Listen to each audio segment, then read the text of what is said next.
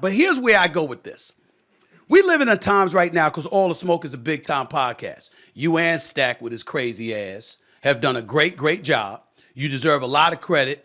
As pissed off as I am with him right now, I'm still very proud of him and the job that he's done with you. I know what he means to you. I know what he means to the show. And damn it, if we never spoke again, I'm still going to have love for him. Let me be very clear about that. But the flip side is that you get to a point where when does your reputation and your history matter? Like I know Matt Barnes. Matt Barnes, I tell everybody this. It's a brilliant brother. Brother smart as hell. Don't think you're going to be some ignorant ass person and come in front of Matt Barnes' face and think you're just going to slide something over his head. You're going to get your feelings hurt because the brother know what he's talking about. He's a smart brother. And everybody know you ain't no damn punk. When does your reputation, when does your history come into effect? Because when I think about the podcast world that we're living in right now, you could read a headline and cats are engaging in condemnation. Not about the subject matter, but about the person. What has happened and how do you feel about what has happened in terms as it pertains to the ease with which folks engage in character assassination? Stephen A., I'm gonna keep it real with you. I think you have a part to play in that. I think other people have a part to play in that from a standpoint of, to me, we used to have a really difficult job, and particularly players critiquing people we used to be brothers with, former teammates, former colleagues. It used to be more about critiquing.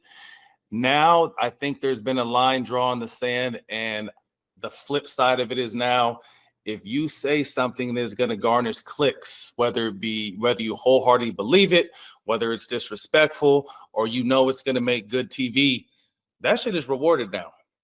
That shit is rewarded. The loudest, the most disrespectful, sometimes the most ignorant shit is rewarded now. Instead of using our understanding of the game or understanding of the situation to critique without disrespecting.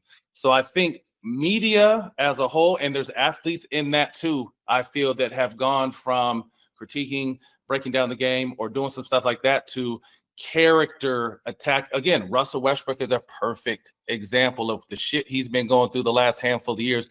It's far past his game. It's not about his game. They've critiqued his family. They've critiqued the man he is. They've critiqued a lot of other shit outside of what he's paid to do. So I think that media has a big part to play in it. And now it's almost open season because social media and a lot of idiots have voices that shouldn't have voices. And a lot of opinions are thrown and said, and a lot of it is for shock value. Sometimes, sometimes these people feel it, but I just miss the days, and I wish it would steer back in the direction of, damn, we got a tough job and we do have to critique, but we don't have to disrespect this man, or we don't have to disrespect this woman, or we don't have to disrespect this anchor like this. But I think the line has been drawn and it's been crossed, and I don't know if we'll ever get back to getting just critiquing analysts. I think it's always going to be taken, and I'm definitely not saying like you always do this, but I think I said you have done it before, where we've taken shots at individuals as a man or individuals as a woman instead of critiquing their craft or their art. I respectfully disagree. And let me tell you why I respectfully disagree. Because I've had a cardinal rule my entire career, which has enabled me to cultivate the relationships that I've cultivated.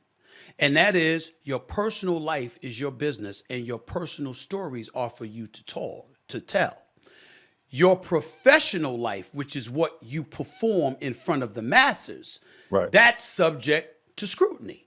Me telling you played like garbage is not saying you're not a good man. It's saying that night you played like garbage. You played like garbage. You know what I'm saying? It's like when you had cats calling Russell Westbrook Westbrick, yo, Matt, that wasn't me. I never did that. I know what Russell Westbrook's name mean to him. I heard him talk about his daughter and his children in the stands with his wife. I never said that. What I said was, shooting ain't your strength, bro. Go to the hole. You know what I'm saying? Don't yank no damn 3-pointers. That ain't your game.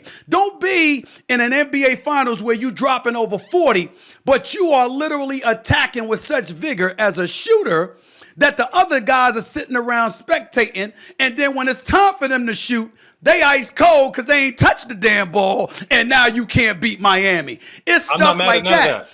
I'm not mad at none of that. But guys, again, that's what I'm saying, they take it though. But they take it personal, Matt. They take it personal. And that's my point. That's on the players, because we are in an age with access and money and everything where if you're critiquing the game and they played like shit or they played great, that's the game. But like you said, when you said we're talking about Russ Westbrook and you just addressed, people started calling him West Brick and messing with his daughters and not saying that was you, but the media, right. Skip Bayless had a big hand to play in that. And that's why Skip, I think, started to backpedal because people are going to eventually Skip was at a point where people was about to backhand him if they saw him in public. And I don't think he knows or realizes, but I think he's kind of backpedaled. So again, it is people here and there that have very powerful voices and voices that move the needle that I feel have crossed that line into disrespecting the man or the woman that instead of critiquing the athlete.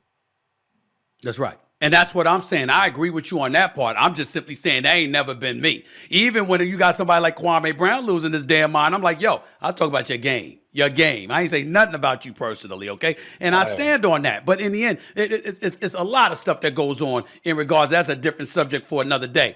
But you have a situation where you got a partner. And you hosting the show, as brilliant as you are, that damn Stack is provocative as hell too. And what I would challenge is Stack is the opposite. And not just of you, but of me and a lot of other people in this regard. It's always the player. It's always the player on the positive side. Because his attitude is, yo, I want to make sure that I'm protective of the players. I respect that as a former player. But not at the expense of the truth.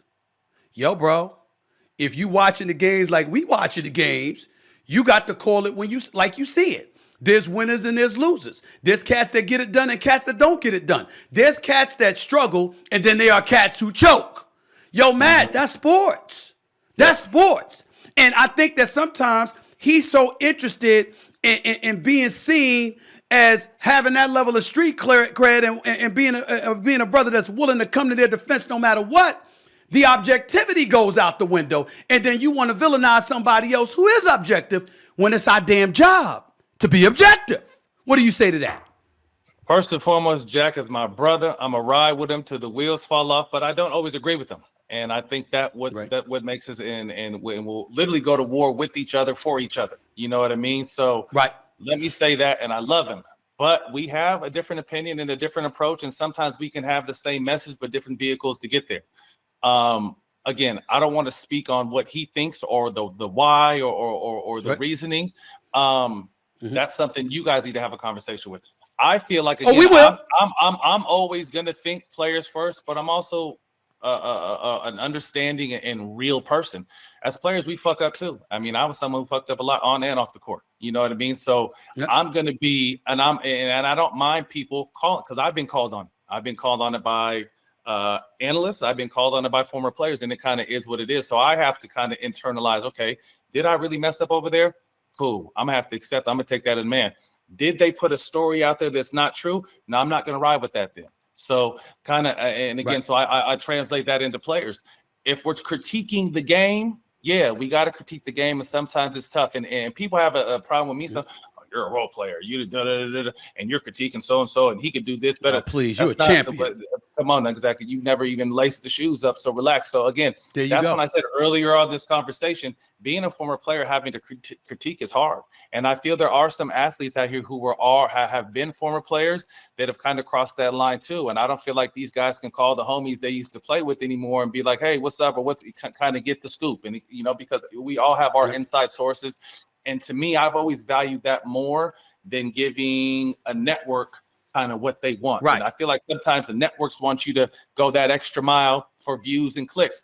And I've never looked at it that way. When I was fortunate enough to work for ESPN, the 4+ or 3.5, 4 years I worked for them, I was always very content in my space because I knew that I can give you an in-depth analysis from a player's point of view and throw some analytics in there.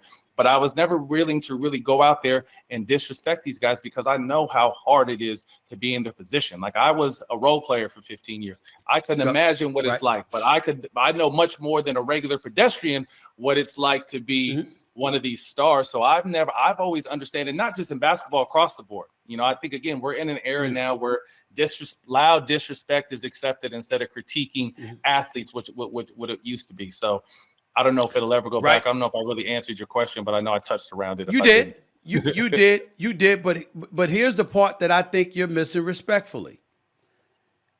When you're talking about players, a lot of times you're talking about players against players. So you're taking a side. Like, you have people out there that think you're just talking about a player and he's in an isolated bubble. You ain't talking about nobody else. Like for example, when I sit up there and I say Kevin Durant sent KD and Bill and Booker home, was talking shit to them prior to, then did it. You see what I'm saying? It's like, yeah. Some people are like, damn, he throwing shade on Kevin Durant. I'm big up in Anthony Edwards. Did you see this, brother? You know, well, we live in a day now. Like it's and not to cut you off, Stephen A., because it's like when you think about the Jordan or the Kobe or the LeBron comparisons, if you love one, you have to hate the other. And that's where social media is giving everyone a voice and having to feel like it's either one or the other. What the Anthony Edwards thing, Anthony Edwards talking to shit, and he backed it up. And he sent KD, Booker, and Beal home. That's not disrespecting them. And if they take it that way, that's more on them. That's, like you said, that's giving love to this young bull who's ready to be the face of the NBA once these OG Hall of Famers retire. So, again, I think everything has to be in context and individually how you want to perceive it. You know what I mean? Some guys are a little sensitive than others.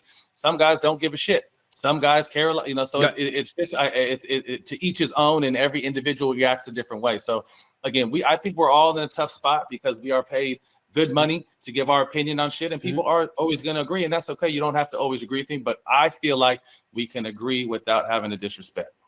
Or excuse me, we can disagree. We can disagree without having to disrespect. Right.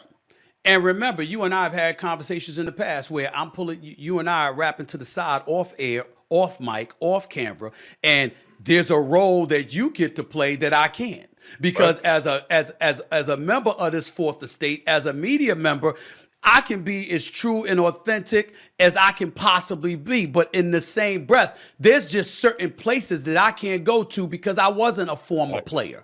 And I know that would be crossing the line. And so it was like, boom, all right, I can say this, but you got to go there because I can't. But you can't go here because this is a place that I can go because I'm detached from that culture, from that locker room, from that fraternity per se, in a way that you're not. So I can go to a place that you can't go either, because if I said it, well, that's just the media. If you said it, it's betrayal of another brother. So all of those things we got to take into consideration as well.